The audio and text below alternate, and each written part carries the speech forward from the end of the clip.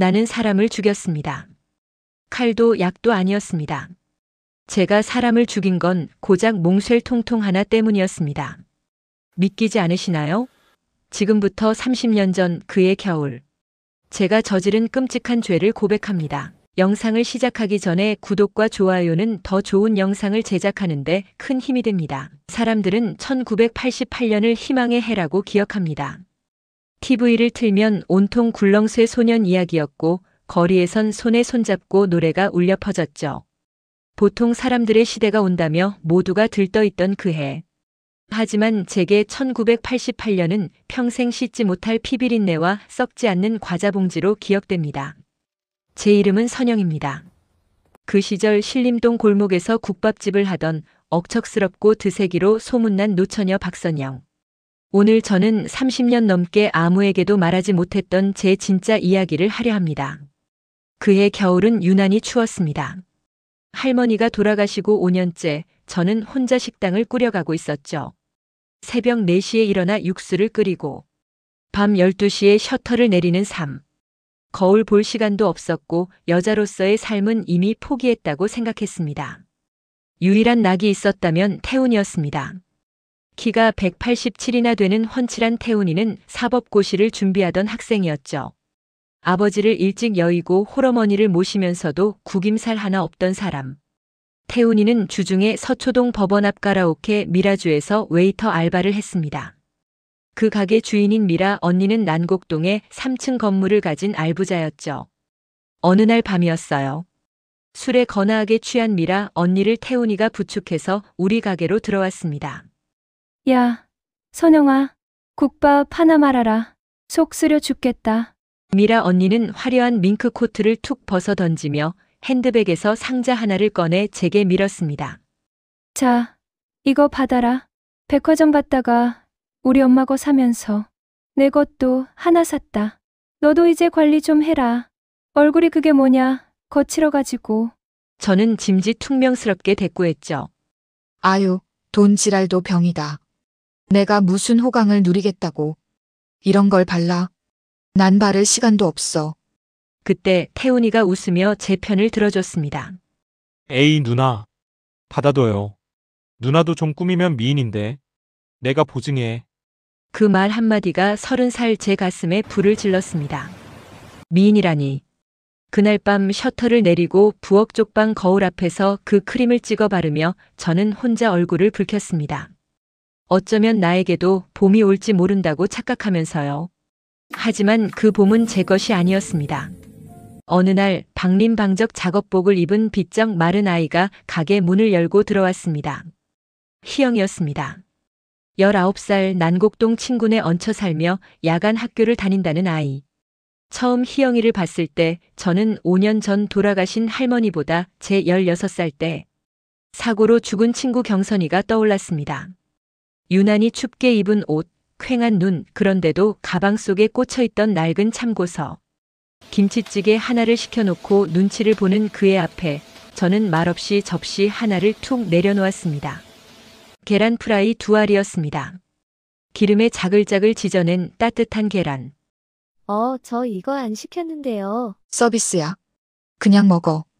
삐쩍 말라가지곤 힘이나 쓰겠니? 살 좀 쪄야지. 밥심으로 사는 거야. 다 먹고 가. 남기면 혼난다. 그게 시작이었습니다.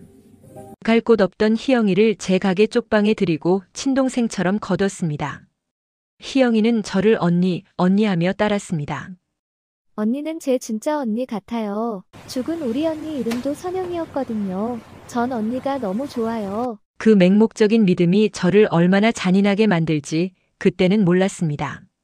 1988년 1월 태훈이가 가게에 왔을 때였습니다.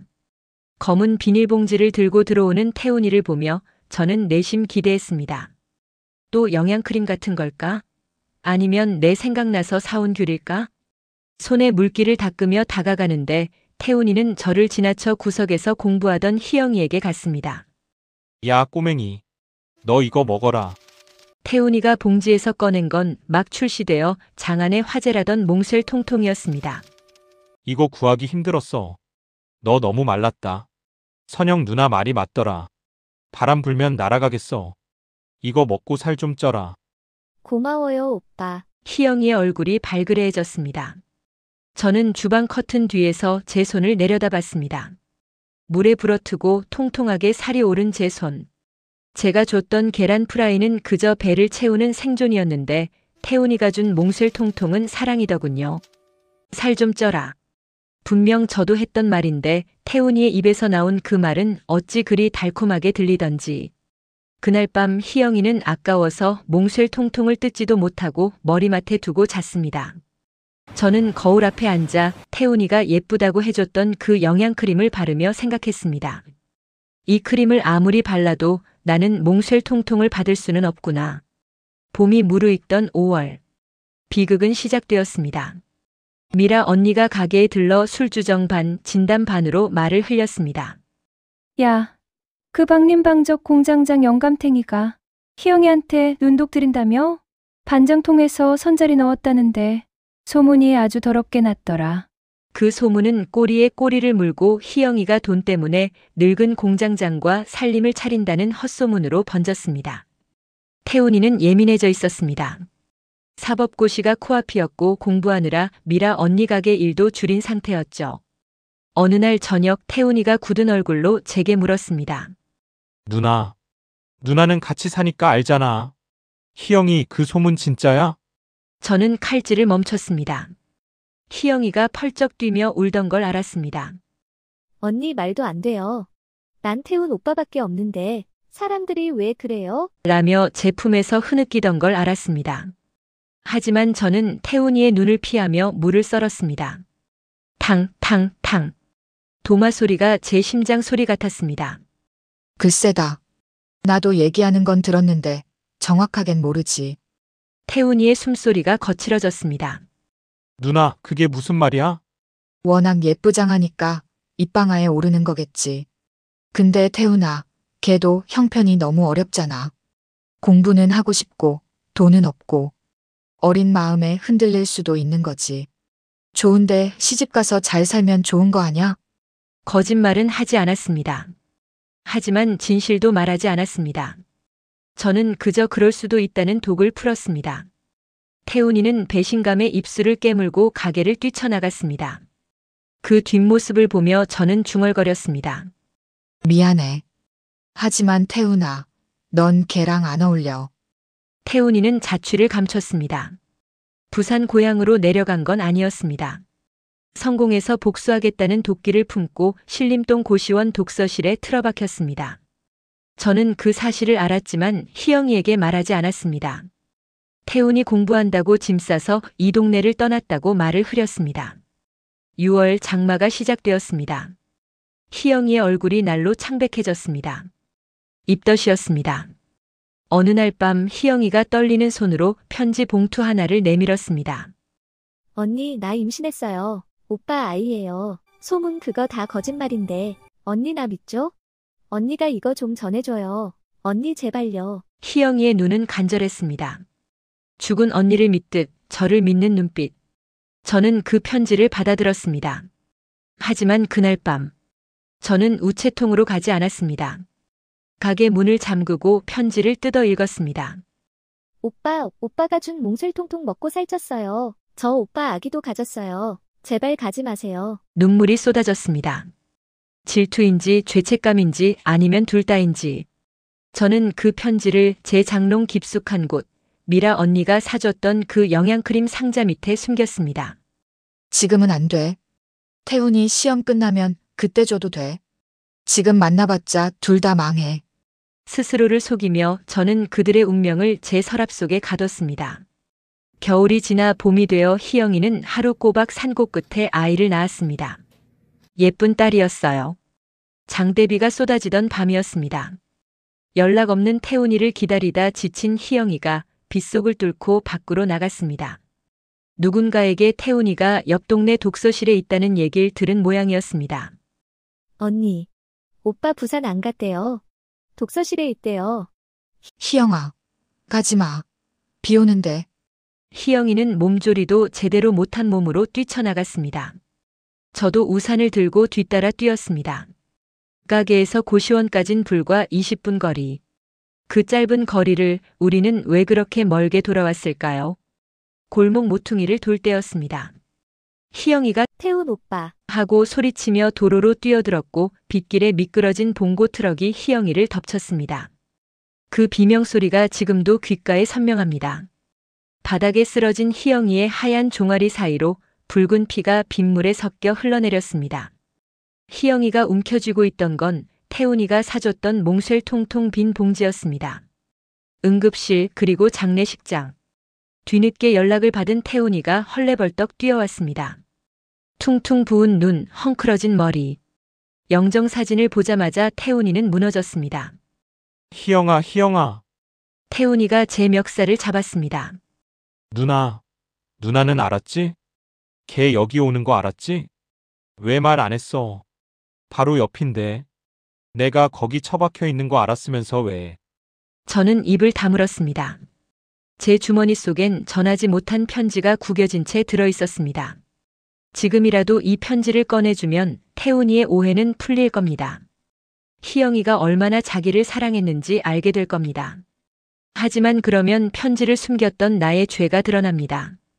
태훈이가 저를 경멸하는 눈으로 볼까봐, 살인자라고 손가락질할까봐. 저는 끝내 침묵했습니다. 미안하다. 내가 좀 더 잘 챙겼어야 했는데. 그 비겁한 변명이 제 혀끝에서 맴돌았습니다. 희영이는 마지막 순간 제 손을 잡고 유언을 남겼습니다. 언니, 우리 혜진이 부탁해요. 언니는 좋은 사람이니까. 좋은 사람.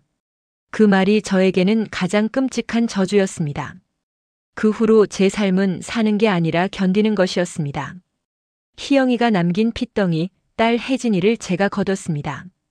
태훈이는 페인처럼 고시도 포기하고 술로 세월을 보냈습니다. 어느 날 술에 쩐 태훈이가 방에 누워 잠든 혜진이를 보았습니다. 누나, 이 애는 뭐야? 저는 또다시 거짓말을 했습니다. 혀를 깨물고 싶었지만 그래야만 했습니다. 먼 친척이 두고 간 애야. 갈 데가 없어서 내가 키우기로 했어.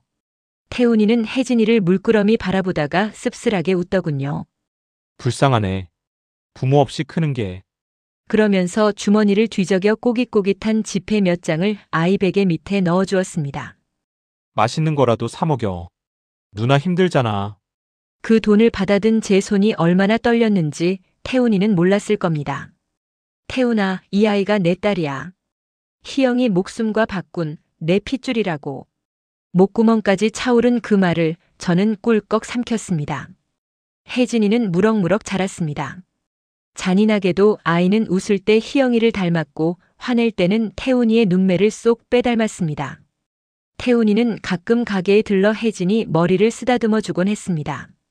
아저씨, 아저씨 하며 따르는 제 친딸을 보면서도 태훈이는 그저 내가 키우는 남의 아이인 줄로만 알았죠. 한 번은 초등학생이 된 혜진이가 묻더군요. 엄마, 저 아저씨는 왜 나만 보면 슬퍼해?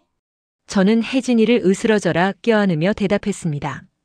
너를 보면 생각나는 사람이 있어서 그럴 거야. 엄마가 많이 미안한 사람이야. 두 부녀가 서로를 알아보지 못한 채 마주 앉아 국밥을 먹는 풍경. 저는 그 모습을 카운터 뒤에서 지켜보며 매일매일 심장이 찢어지는 벌을 받았습니다. 차라리 감옥에 가는 게 나았을까요? 제 침묵 때문에 아이는 아버지를 아저씨라 부르고 아버지는 딸을 앞에 두고도 죽은 연인만 그리워하는 지옥. 그 지옥의 간수가 바로 저였습니다. 세월은 흘러 강산이 2번이나 바뀌었습니다. 태훈이는 그 후로 오랫동안 페인처럼 지내다 어느 날 바람처럼 사라졌습니다. 저는 혜진이를 키우며 평생을 신림동 골목을 떠나지 못했습니다. 여기 30년 된 영양크림 통 밑에 누렇게 바랜 편지가 아직 있습니다. 버리지도 못하고 전하지도 못한 이 종이 쪼가리가 제 인생의 전부가 되었습니다. 희영이는 죽어서도 태훈이의 가슴 속에 영원한 첫사랑으로 남았습니다. 저는 살아서 태훈이 옆에 있었지만 단 한 번도 그의 마음속에 들어가지 못했습니다. 1988년 온 세상이 희망을 노래하던 그의 겨울. 저는 몽쉘 통통 하나에 눈이 멀어 세상에서 저를 가장 믿어주던 사람을 죽였습니다. 봄이 오기 전에 우리가 잃어버린 것은 어쩌면 사랑이 아니라 양심이었을지도 모릅니다. 살면서 말하지 못한 이야기가 있으신가요? 댓글에 남겨주세요. 함께 고민해드리겠습니다.